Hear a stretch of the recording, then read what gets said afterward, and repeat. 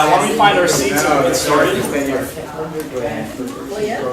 I'd like to see everyone's doing the social game, and I assure you we'll have time to do that afterwards. So I want to welcome you guys to our first session slot here at the Cali Conference. And we've got some Cali folks with us here. We've got John here, Executive Director, and then Deb Patel. So I want to thank you guys for allowing us this space to present on the A2J Author Course Project. You were here because you want to know about it. Otherwise, maybe you just happen to wander in here for the first slide, but here we are. I'm Alex Rabanal from the Center for Access to Justice and Technology at Chicago College of Law. With me, I've got Jessica Frank, our program coordinator. And we've also got Terry Hagan from Indiana University, Robert H. McKinney School of Law. And we want to do three things for you today. First, we want to tell you about A2J Author. We want to tell you about the ways in which it's helped to lower barriers to justice across the country. I want to tell you about how it's gotten proven results since 2004. Second, we want to tell you about what we're doing with this software in the space of law schools. So we want to talk to you about the course project and how faculty members across the country are teaching A2J Author in their courses. And then finally, we want to introduce you to one of our fantastic faculty fellows, Terry Hagan, who is offering an A2J course coming up in the fall. And she'll be here to talk to you about the course and answer any questions that you might have. So why don't we get started, and I'll hand it over to Jessica to tell you about A2J Author. Thank you. So a little bit of an introduction to the access to justice problem and why A2J Author was created. And a little bit background before I get started. A2J Author is a joint program between Cali and Chicago-Kent Law School. So Cali is the tech side of it. If you've ever worked with CALIauthor, A2J Author is very similar in its back-end design. It has the same programmer, Sam Gashworth. And John is the head of our tech team for A2J Author. And then the Chicago-Kent side is we do the trainings and speaking at conferences like this and trying to spread the word, and we're doing the A2J Author Course Project. So background on the problem. 80% of the poor and working poor in the U.S. face their problems without a lawyer. And this is a Legal Services Corporation study. It's also this is from 2009, and they're working on updating it. But for every one person served by legal aid, one income-eligible person is turned away. And 1 in 5 Americans are now income-eligible for legal aid. That's 67 million people in 2015. So for the past 10 years, the legal aid community has been working on using what are called technology initiative grants that come specifically from Legal Services Corporation to build statewide websites for legal information. There's one statewide website in every state that is verified and has legitimate information. A lot of the websites also have document assembly using A2J Author as a front end. There's even such things as texting campaigns. Illinois just did a juvenile expungement one where you could text a number. They had billboards and on the sides of buses, the number, and then you would get information about how to fix and how to expunge your juvenile record. But then, in December of 2013, the Legal Services Corporation released their report on the summit on the use of technology to expand access to justice, and they changed the mission. The mission of LSC before this report was to try and help as many people as they could with the limited resources and to provide full representation to as many people as they could, which really was only 20 to 50% of the people that came to them were getting help. Then the mission changed, and the mission now is to help 100% of the people with something. So not everybody needs full representation. A lot of people can help themselves, but they need a little something else. So the new mission statement made it clear that we need to ramp up technology and our efforts to get to that 100%. So now that we have the problem space, let me give you a quick overview of A2J Author. So what A2J Author started was in 2004, and it provides legal aid organizations, courts, and law schools a rapid way to create what are called A2J guided interviews, and they're the front end for document assembly. So they gather the answers from the end user, and it's put together on a server, and then the end user gets the document. What we have here on the left, is what the interview looks like to the end user. So there's the guide avatar, the woman asking questions, and there's the male avatar that's representing the end user. This is what it looks like on the back end to the author. So we can have what are simple interfaces actually have complex branching of questions. We have just-in-time learning. So the Learn More bubble is circled. It's the end user can think a question like, I don't know what you mean. And they can click the Learn More button, and there can be video, there can be graphics, there can be textual explanations to give the end user more information. So uses for document assembly. So here's our guide avatar asking the question. Those answers that the end user provides are stored in variables. Those variables are stored in an answer file. And then that answer file is put together with a hotbox template to produce the actual document. Here's an overview of a larger overview. So the end user is answering questions on their computer and soon to be their mobile phone. That is, the questions are gathering all the different screens. It's transmitted at the end to a hotbox server, and they get a completed document at the end. Other uses for A2J Author include e-filing. There are 4 federal courts that use A2J Author as a front end to their e-filing system for pro ses. One of them is the U.S. District Court for the Eastern District of Missouri. When we can share the slide deck with you. You can click on the link and you can actually go to the court's website and test it out. And don't really e-file. Don't get me in trouble with the court. But you can test it out all the way up to Go ahead. Yeah, just file that petition, whatever. So we're kind of proud of the fact that we're pretty wildly successful. There are 1,000 A2J guided interviews currently on the national server. They're in 40 plus states. They've been used 2.6 million times in the last 10 years. And they've produced over 1.5 million documents for pro ses to use. Here are the states using A2J Author.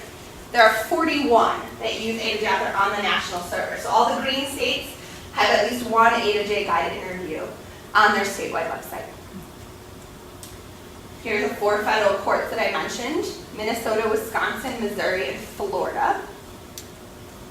And there's also A2J Around the World. Legal Aid of Ontario has a system where they have 10 A2J guided interviews.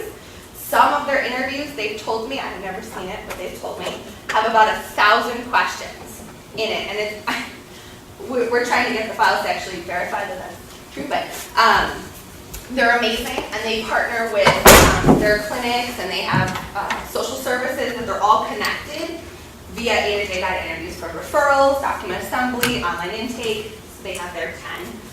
We're in Australia, in New South Wales. We're in Puerto Rico and Guam and the U.S. Virgin Islands. So it's not just in the U.S.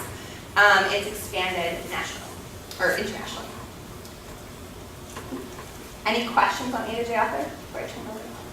Okay. Thanks, Jessica. So Jessica just told you about this fantastic tool for use for lowering barriers to justice. We had a couple things, though, that caused us to take pause, just briefly.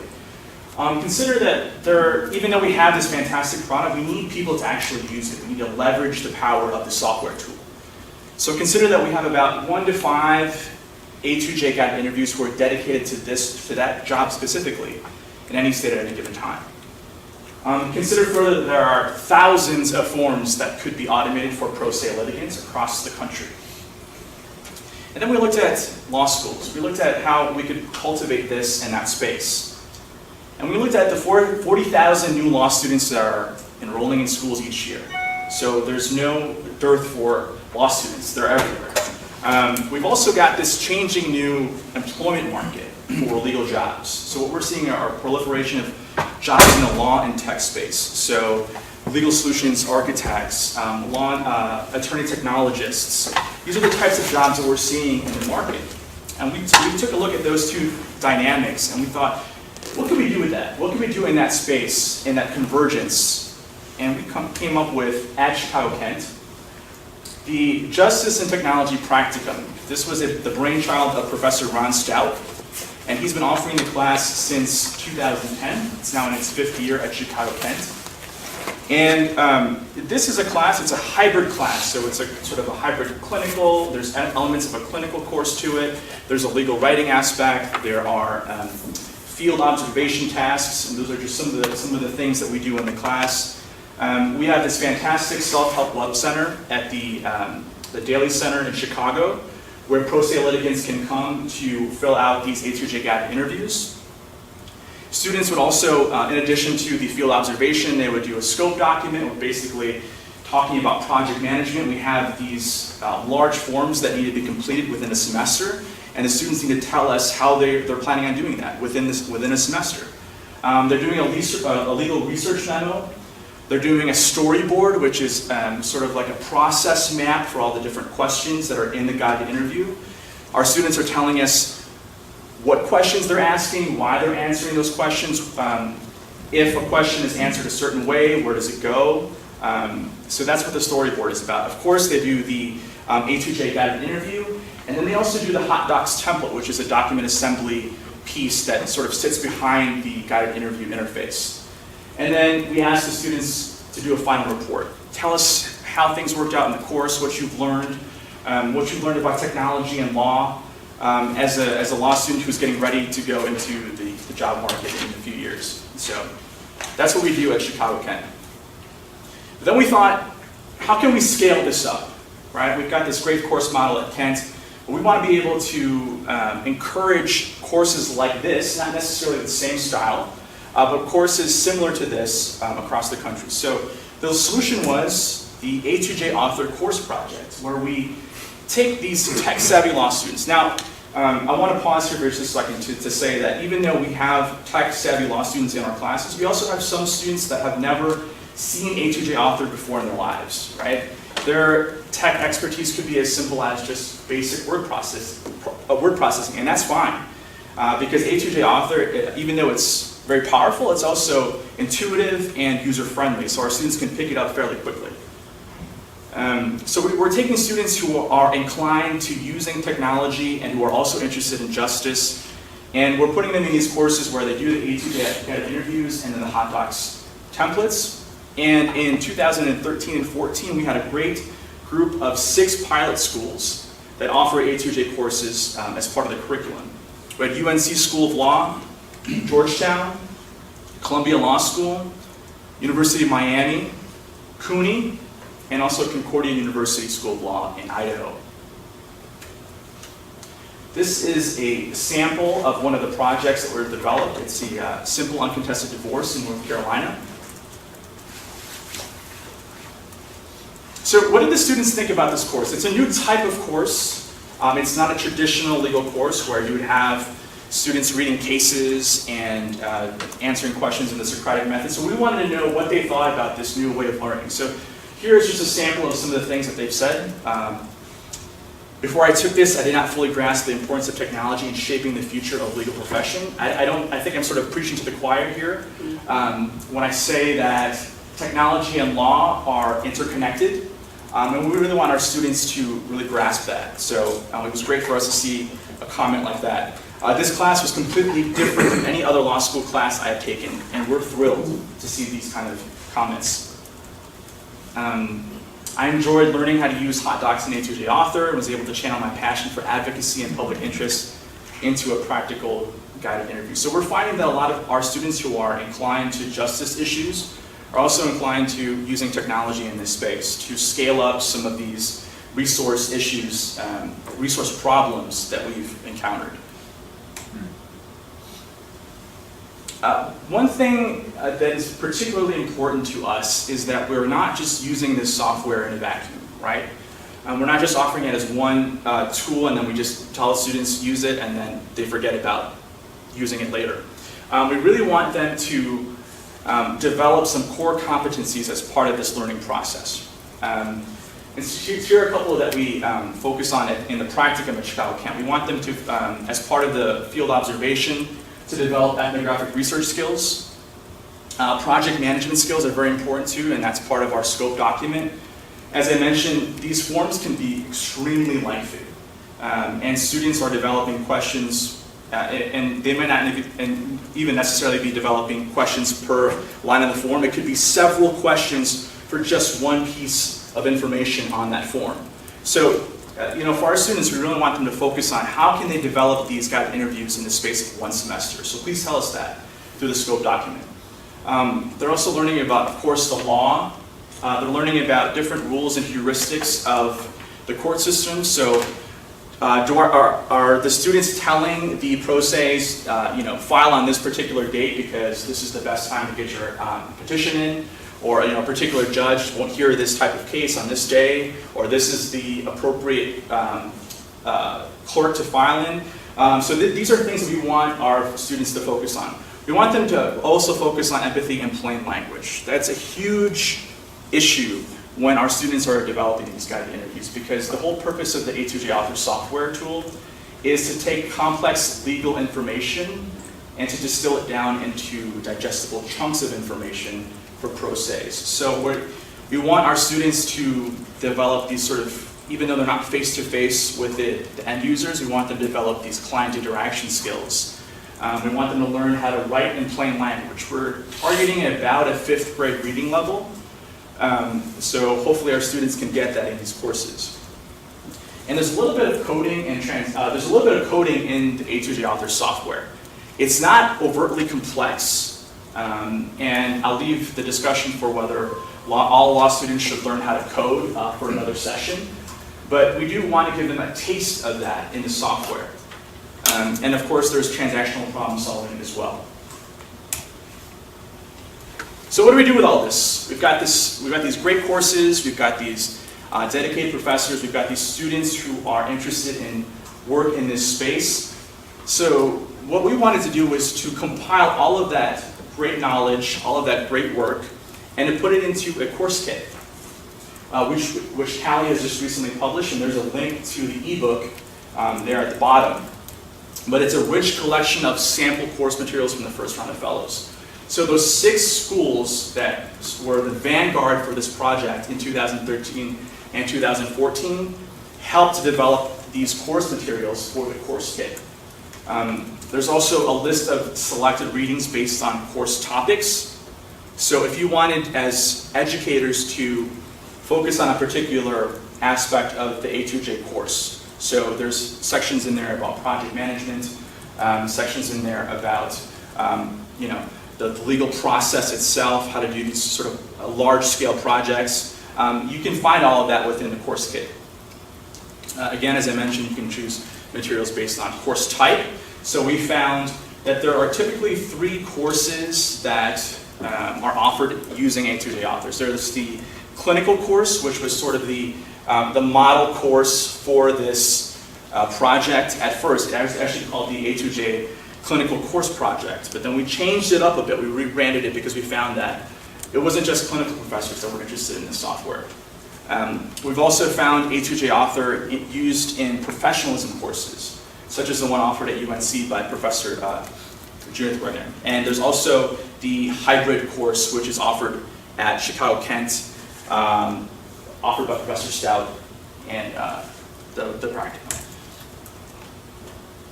So, what has this done for our students? Has it just been a tool that they've used in a vacuum? Has it just been sort of one piece of one class in their law school career? Well, we had a student who presented at the White House Forum on Access to Justice. She was an alum of the Practicum at Kent, and her name is Hannah Kaufman, and she gave a fantastic presentation just recently, this past April, and I wanted to play a clip of that here, so hopefully we can get this loaded up. So the Forum on Access to Justice was something that John Mayer also spoken at, I believe last year, 2 years ago. And so it was great to have Hannah sort of speak to the same audience, and there was a lot of dignitaries and luminaries there as well. There was Attorney General Eric Holder, there were GCs at various companies, State Supreme Court justices. So it was a fantastic group of people, and it was a thrill for us to have one of our students present there. So hopefully this will show up for. For our last presentation on technology, we're going to hear from Hannah Kaufman. She's a third-year law student at Chicago, Kent, and she's been working at programs there where they've been developing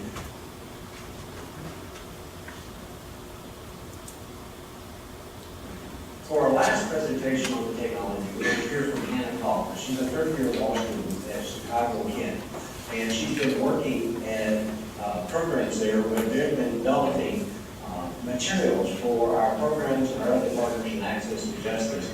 And there's actually a course curriculum that has been piloted by them and is spreading that she's going to talk to you about, where more and more law students will be building interactive interviews, interactive documents, and resources for self-represented litigants that will be available to the courts and the legal aid program. So, Hannah, can you tell us more about the project?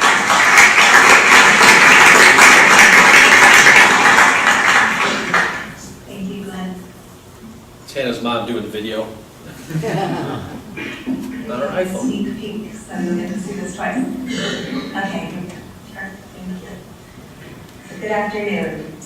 My name is Hannah Kaufman, and today I feel hopeful. I feel hopeful despite the persistent reports that the skills and competencies critical to lawyering are not being taught in traditional law school courses. I feel hopeful that even though for every 5 core people with a civil legal problem, only one of those 5 people will be able to face that problem with the help of a lawyer. I feel hopeful because these twin problems, teaching law students skills for a world that no longer exists, and failing to provide legal support to a full 80% of America's most vulnerable populations, can be addressed together through innovative law school courses like the one I'm about to describe to you today. In 2013, I enrolled in a class taught by Professor Ron Stout, who's in the audience today.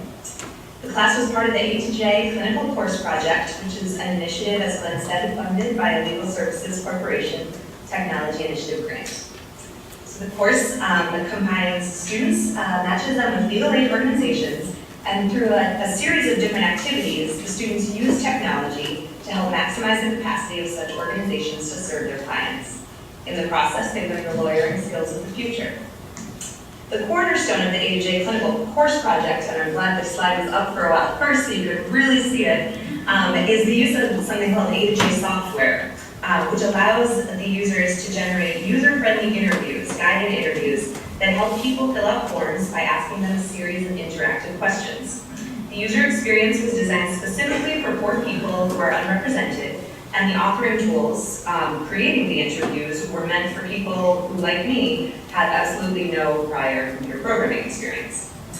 A person who wants to fill out a form to file in court can click through the interview, answering questions one at a time, and then at the end, the court document automatically assembles with everything in the right place.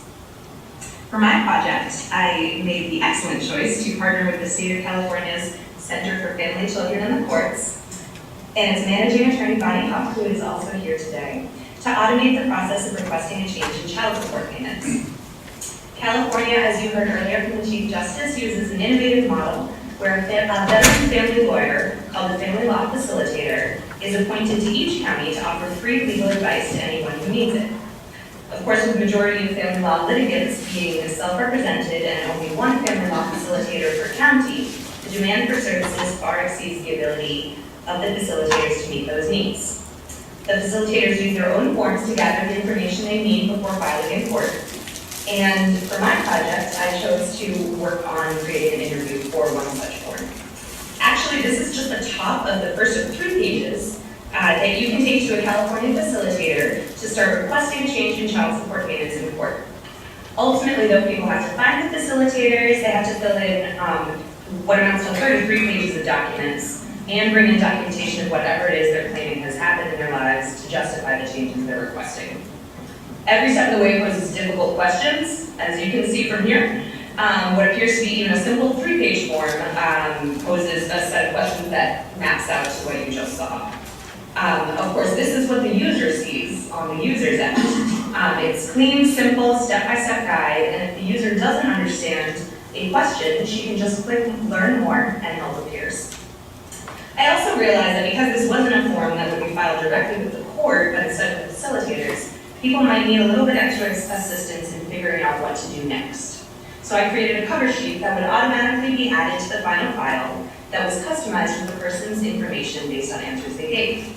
This sheet tells the user where to go to find their family law facilitator, what to bring with them, and tells them what it is they've just created.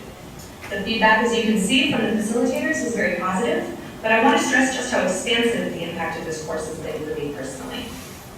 I was so inspired by the course that I immediately sought out a second project after it was over.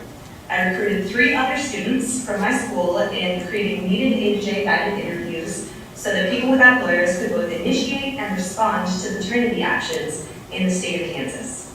Working with the Center of Chicago Kent's Center for Access to Justice and Technology and Marilyn Hart from Kansas Legal Services, I helped these 3 students who had not been in the original course with me and had never been exposed to these tools before to learn the technology, and together we created 3 guided interviews. Other students who have had the opportunity to take the course have been similarly inspired to continue this work. About a third of students who have taken the class go on to graduate with a certificate in public interest law, and a full quarter of Illinois Legal Aid Online's current staff is comprised of people who have taken some version of the class. But the impact of the A2J Clinical Course Project extends far beyond Illinois Legal Aid Online and even beyond the state of Illinois as a whole. In its first year, the course was taught in just one school, Chicago Kent, to just 7 students. These students partnered with one legal aid organization in one state. But by the end of last year, 7 schools had offered the course to more than 100 students.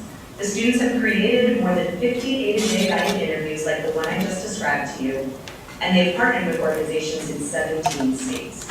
By the end of next year, the number of schools who have offered the course will have doubled, and it's certain that very soon this whole map will be green. If you want to be a part of what's happening here, please reach out to me so that we can continue this conversation together. Thank you.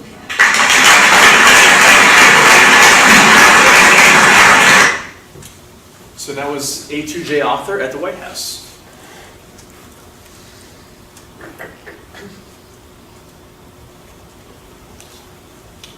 So we have a fantastic new group of faculty fellows for the second round of the project, which has now been rebranded to the A2J Author Course Project, because as I mentioned before, we found that faculty from across the spectrum were interested in this project. We are thrilled to have 2 in the room today, aside from Carrie Hagan, who will be speaking in just a few minutes. We also have Michael Robach from UMKC.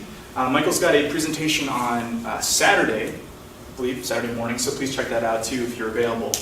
And so these are the names of our faculty fellows.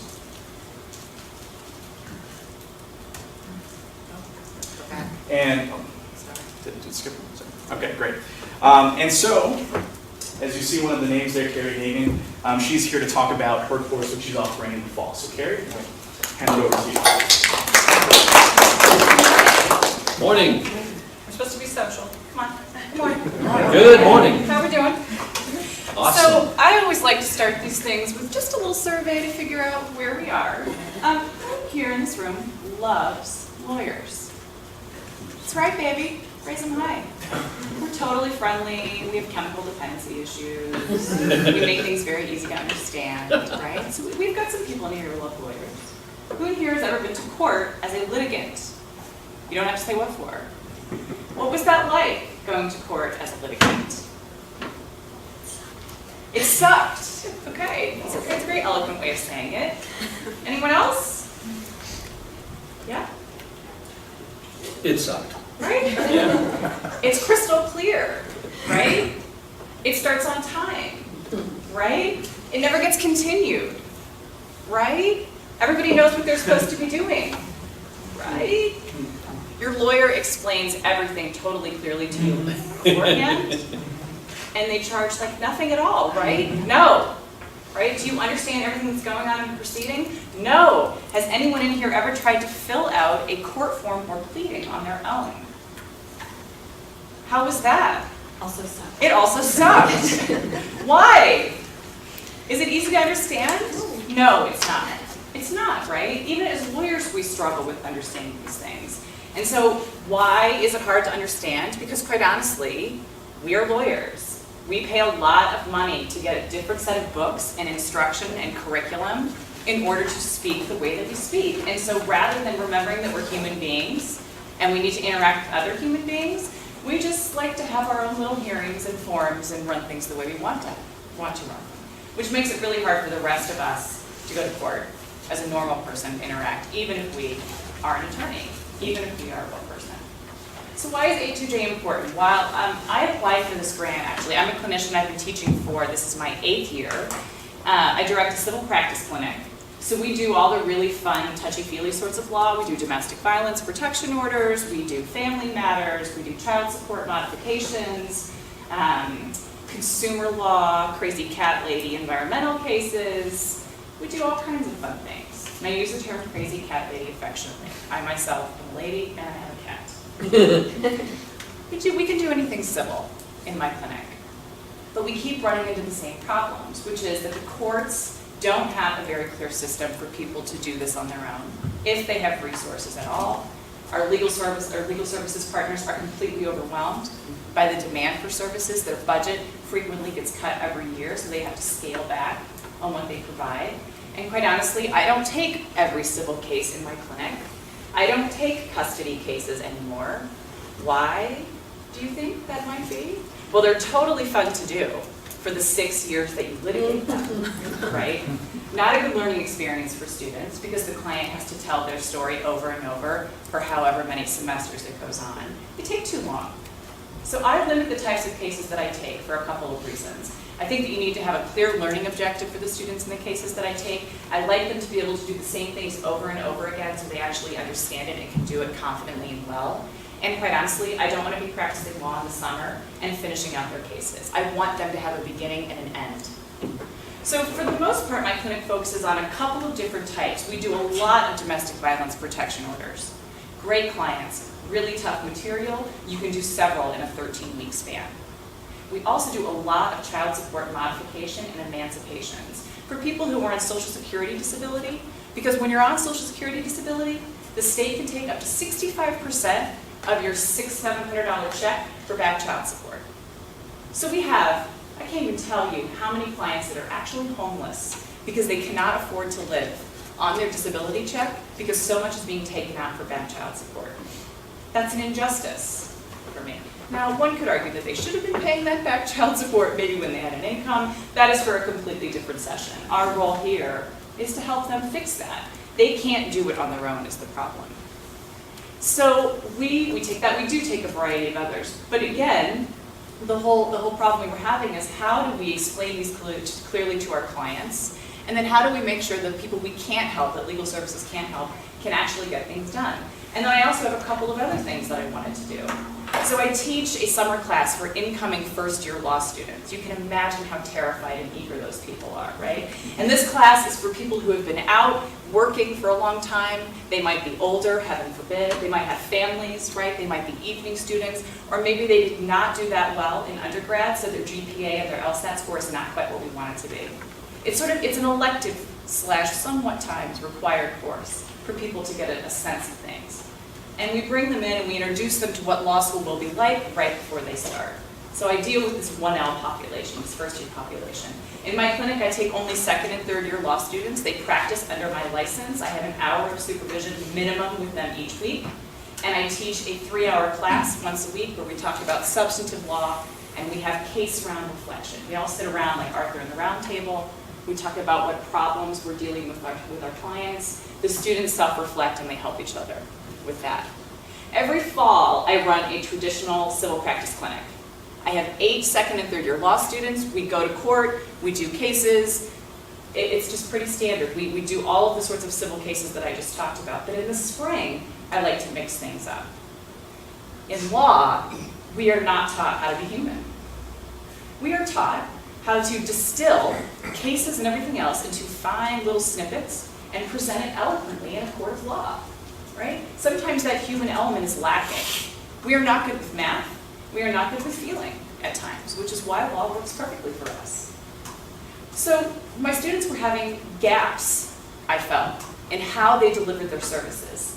And especially for the clientele that we serve, this was a challenge.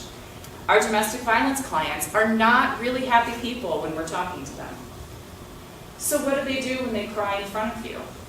My students were not very comfortable with that. Is anyone really very comfortable when people start crying in front of them? One could say, probably not. But it's sort of our job when we're there to help them to figure out how can we respond in an appropriate way and still get the task done. But the problem I was running into is that the law students were so focused on the task, they forgot the human component of it, right? Well, I'm really sorry that you're crying, but I really need you to sign these forms. I'm very sorry that you're upset and I'm very stressed out, but we have a hearing in 5 minutes, right? So we backed up. I wanted to build in some of those sort of skills that we were clearly lacking in not teaching. There's a second part of that, which is I was frequently being asked to guest lecture in the School of Social Work. Why? Because social workers have a very rigid, specific, and strict curriculum. There's hardly any room for electives, and at least at IU, there is no class on law. They go to court all the time. They are called as witnesses all the time, and they have no idea why we do what we do, why things get continued, and what's expected of them. So I thought, well, why don't we put these two things together? I partnered with a professor of social work who's a good friend of mine, and every spring, my clinic actually is interdisciplinary. So we pair 8 law students alongside 8 MSW students. Law students fulfill their clinic requirement, and MSW students fulfill their practicum requirement. We pair them on cases. MSW students do a holistic services assessment of our clients, and the law students do a legal assessment and actually help clients litigate their case. The third issue that I was trying to figure out what to do with is we have a huge evening program at IU in Indianapolis. And it's very hard when you have people who work full-time to give them experiential learning during the day. They can't just take off work to go to a hearing all the time. They certainly can't do it every day. And I expect my students to have 8 to 10 office hours during the work week in my clinic. And you can't ask someone who's an evening student to do that. So one challenge I've really been struggling with is, how do we get our evening students something that they can do that's experiential, where there's some client contact, where there's some community impact, where they can actually do something, yet not take away from everything else that they have to do. So I'm sort of coming at this in a 4 sort of tier approach. I want first-year law students to have an opportunity to do something as well. Not a lot. The first-year curriculum is really, really heavy. And professors are not a big fan of making them do a bunch of other electives when they want them to be studying for their very heavily scaled, very heavily regimented first-year courses. So at our school right now, we do not allow for first-year electives for those reasons. And the only way that our first-year students can do something is if they volunteer for pro bono hours. If they get so many, it's noted on their transcript. I want our first-year students to have an opportunity to work with some parts of the A2J model in my clinic. I want them to be able to go to court and observe. It sounds simple, but you learn so much, and you see how bad other attorneys are, and it builds so much confidence, right? I want them to see that. I want them to be able to talk to court staff and figure out what the problems are. I want them to see what resources are available and figure out, are there other things that can be developed? And then I want to build in some sort of voluntary meeting where they can self-reflect and we can talk about it as a group. And honestly, I also want our experiential learning programs to get some more exposure. I want them to realize that we're here and that we can help make them into a better lawyer. For second and third year law students, what I want them to do is I want them to actually use and build guided interviews. I want my day students to do that. I want them to develop it, to think about where the gaps are and be able to use them. But I also am offering a specific section for evening, just for evening students. My day students will go to court, they will represent clients, they will provide direct services, they will do all of those things. My evening students will be a little bit different. If they can go to court, they are welcome to. But being certified to practice law under me is not going to be a requirement. Instead, what is thinking broadly about community issues. We had a fellows meeting last week, and Michael, you pointed out that one of the great ways for evening students to sort of interact is a lot of them already work in sort of the legal field. Are there problems in their workplace that an A2J guided interview might be able to come in handy? Can they self-identify a project? And we have community partners, Indiana Legal Services. They've already identified some projects we can help them on. And then lastly, I want something for my MSW students to do. Those people, they know resources for everything. It's very frustrating as an attorney when your client is homeless, or they are hungry, or they are sad and they need counseling, and you don't know what to do for them. And honestly, you're not terribly comfortable providing those sorts of things yourself. Well, that's why we have the MSW students. They know all of those things. So I want them to be able to test the interviews and provide a different sort of scope. So I have not done this yet. I sound very ambitious and I'm very optimistic because I'm excited. And I actually have to scale back my enthusiasm because I want to do this for everything and I can't yet, right? So in the fall, I have 2 sections of my clinic. I have one again that's just going to be during the day, strictly litigation-based, case-related, all of those things. They're going to be my sort of issue spotters. What problems are we dealing with? For child support cases, we directly go to child support enforcement court. We do direct intake right there on the spot during the poverty dockets that they have. We work directly with people who need to file things. We help them fill out the forms, and then we file them that day so that if we can make a change in their order, it's done that day. We go back, we modify them, we refile additional things later. They will still do that. The other is going to be my evening group. I'm going to accept, hopefully, I can get 6. And we're going to have 3 projects for groups of 2 to work on. One will probably have to do with expungement. Another, I would really like some sort of pro se child support. And then another would be for civil protection order contempt. It's easy sometimes to get a protection order, but what do you do if somebody violates it? I can't tell you how many organizations there are in Indianapolis that will help you get an order, but almost nobody provides free representation for contempt. I want clients to be able to do this on their own.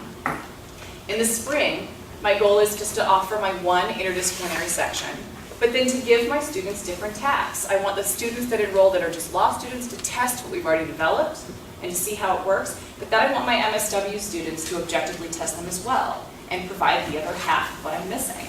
What are we missing? Are there resources that can be built in? Are there cover sheets that can be developed so that they can direct clients to where they go? So, that's really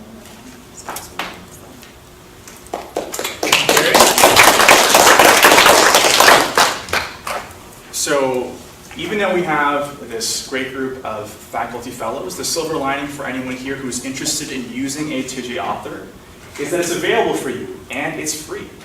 So please go to a2jauthor.org, sign up, register. It's a painless process and we'll get you access as soon as possible. If you want to see some of these course materials that have been generated as part of the course project itself, we have a ClassCaster website. It's a2jclinic.classcaster.net. It will probably change since this is a more broadly focused project now, since we're not just focusing on clinical courses, but those resources are available as well. If you want to get a flavor for A2J Author, if you want to see some instructional videos on A2J Author, and also hot docs, which are, I've been told, are very popular on our YouTube channel. There's also hot docs tutorials as well, so please check that out. We have monthly new user webinars, typically hosted by Jessica, and they're a great way for you if you're just wading into the waters of A2J Author to get a taste for some of the basic functions. Please check those out. And also, if you're on Twitter, take a second right now, take out your phone, go on your tablet or your laptop, follow us. We're at A2J Author on Twitter. For us, we're going to stick around and be available for questions, and we'll do a time for Q&A in just a second. But here's our contact information if you have further questions. I've also got a few informational handouts if you want to learn more about the project itself. So we want to thank you guys for being such a receptive audience, and we'll leave the next few minutes for any questions that you might have for any of us on the panel. Here's, you address this in terms of curriculum. Here's the problem. When you have an institution that's set on mandatory courses, a tight first-year curriculum, I suspect not open to the first-year program, which is just going to court. It's not an elective course, it's not grades, right? It's just voluntary. If you want to do this, then here's where you go. How do we deal with this in an institution like that? I mean, it's all great, but I'm hoping that if I can generate, we have nothing. I mean, our 1Ls, the only option they have right now is to volunteer at different places. Yes. And that's great, it really is, and I want them to be able to do that. And going to court isn't the only thing I want them to do, I just kind of want to introduce them to it. I've sort of gently proposed a very loose 1L, 1 credit elective for people just to sort of learn about different things. It was shot down even before I could submit it to my academic affairs, that's fine, right? But I'm hoping that the more interest I get by working with our pro bono office and with the new ABA requirement that each law student starting in fall 2016 have 6 hours of experiential learning before they graduate, that's brand new, right? If we can show that this is good and there are things for them to do that do not take away from their coursework, then maybe I'll get it, but it's not going to be simple. Let me follow up with this, and then I'll be quick. I'm at a school that addresses a special population. It's special, it's 30 Marshall. 30 Marshall. It's a historical black school. And, you know, to get chances to a diverse group of students that usually do not have a chance. So you have a wide range of entry-level applicants. You have LSATs of 145, you have LSATs of 155, you have GPAs of 2.6, you have GPAs of 3.5. So when you have a pro bono project like that, when you tell them volunteer, the first thing that concerns me is how about the students that maybe even volunteering, taking time, you know where I'm going. Yeah. Do you see anything wrong with saying to the top students you can do this? Although I think that's false, because some of our top students do not make it, and some of our lower students, the ones that succeed. Right. This idea that only the high SAT, we have proven that wrong in our school. A lot of our valedictorian this year started with she had an SAT of 141. She was valedictorian, but still, I don't know, you this time with my primaries, how do you address that when you're doing that volunteer program? Volunteer. But what if the student has? I think some structure is probably going to be necessary. I'm not sure what that's going to be. But I also think that for better or for worse, we've admitted these students with these GPAs and with these LSATs, and for better or worse, it's our job to introduce them to the forum that they might be practicing in, and to help them navigate that, and to at least get them some skills training. They are going to have to graduate with skills training, so if we're going to be admitting high-risk academic applicants, we have a duty to actually instruct those academic applicants to make sure that they're okay. They're going to be sitting for the bar exam. Will they pass? I certainly hope so, right?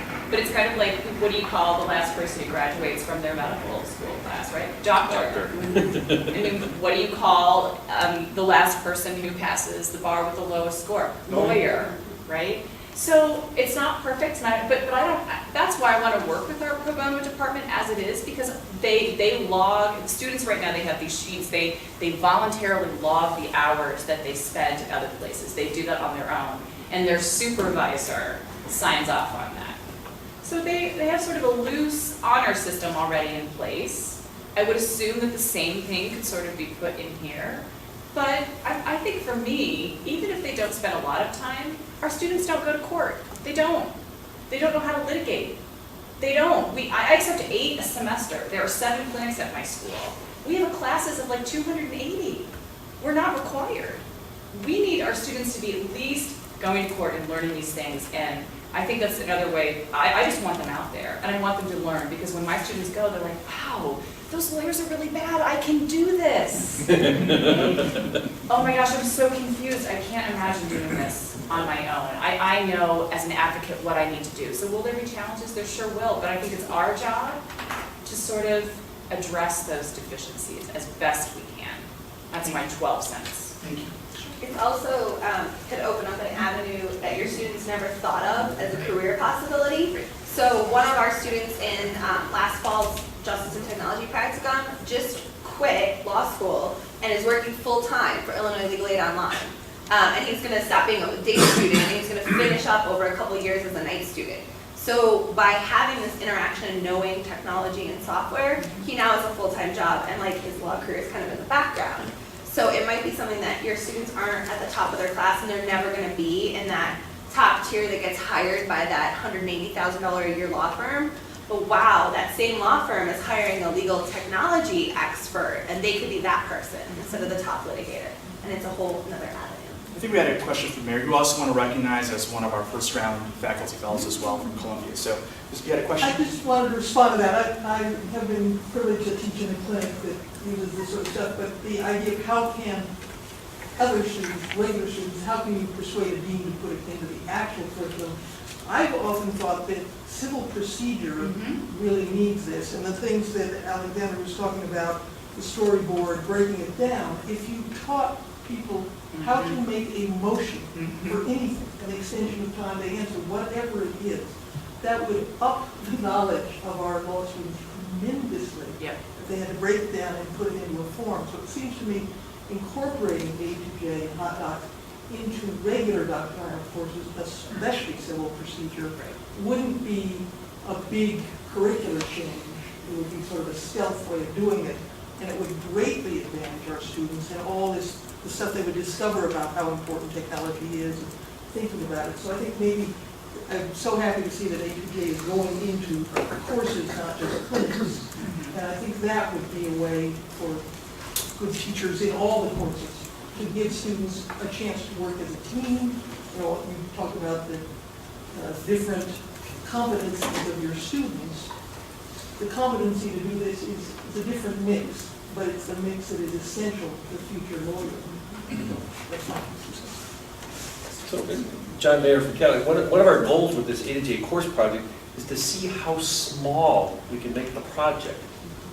You know, I want to give it short shrift, but if we can make it if we can make it look like it's about the size of a writing project, you know, a paper that you have to write, well then it's easier for more faculty to say, well, I'll just drop this in and give students the opportunity. You can write a paper or you can do an A2J thing. You know, now maybe they can't do all the things that you would do in a course where the A2J project is half the course, like the scope, the research and things. But maybe they can work as a team, in which 2 or 3 of them work together to complete the entire thing, or they do a portion of the project.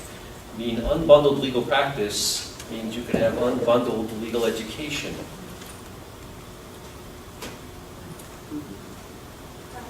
So what is not clear to me is how much do you need buy-in from an outside organization such as the court system or legal aid to get this going? Is that a requirement? Is that really the first hurdle in getting a program like this going? So- Or it could be done independently? And Yeah, if you were in a clinic or law school, you could make an A2J guided interview that is just internal. So we had one that was automating one of their own forms. We've had schools partner with legal aids, and the legal aid gives them a project. We've had them partner with the court, same idea, they get the project.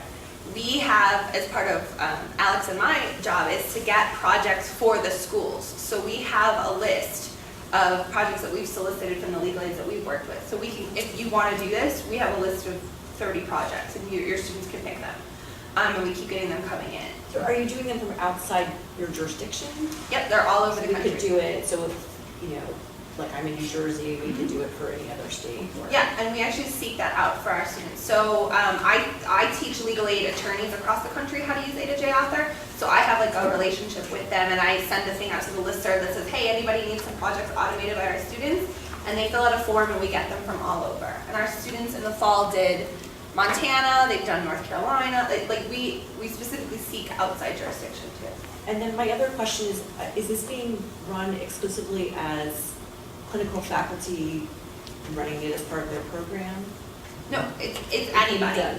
Yeah, so Professor Stout, who's our boss, is a regular tenured faculty member. We have clinicians that have done it. We've had people who teach professionalism courses and dropped it in as you're going to be an attorney, here is something you need to know how to do and learn technology, and that is your responsibility. But so it could be any kind of, yeah. Thank you. Any other questions? You mentioned working with courts. How are you expanding the usage in the court systems? You said you've got a handful right now. How are you going to grow that? So one of our biggest court partners is New York. The Unified Court System in New York has 20-something A2J guide interviews, and so one of our student interns this summer is working with them on a project. We are expanding the federal courts to use us for their e-filing system. Initially, this is funded from the Legal Services Corporation, and so it funnels through legal aid, and those are who kind of have to work around the court system initially. So the court didn't care. They're like, here's our form, whatever, people in the world fill it out. We don't care how it gets here, just. Right, it has to just get here. And so the legal aids were like, but our people can't fill it out, we can't help all these people fill it out, and that's how the path kind of started. And then courts like New York figured out that like, hey, we're the court, we should be providing this service in plain language, easy to use. So more courts, as this access to justice movement is kind of growing across the country, are getting the idea that they should be on board. So a lot of courts partner with their local legal aid. And there are a lot of pro se forms online already that courts make available. They just don't, and they sort of explain how to fill them out, but the A2J, I think, just makes it a much easier platform for them to be able to do that. So we talked a lot in our meeting last week about how, you know, the projects that we choose should be narrowly focused at first. Am I saying that right? Curb the enthusiasm, don't suppress. That was our motto, right? Sure. Because you want to make sure that you do it, and you want to make sure that you do it right, and you want to make sure that whatever's generated at the end is actually helpful for everybody involved. And so rather than doing a 15-page form at first, I'm probably going to start with a 2 to 3 page form and get it perfect. And we're going to work directly with the child support court because all they see are pro se litigants, and none of them have an attorney. They can't even pay their support. They can't even hire an attorney. So I think some of these things just sort of happen organically as well. Some of the project that my student intern is working on is New York has 80,000 survey responses from the last 10 years. Every time they do it, it's called DIY, but they use A2J guide interview. Every time somebody uses a DIY form, a piece of paper is printed out that's a survey.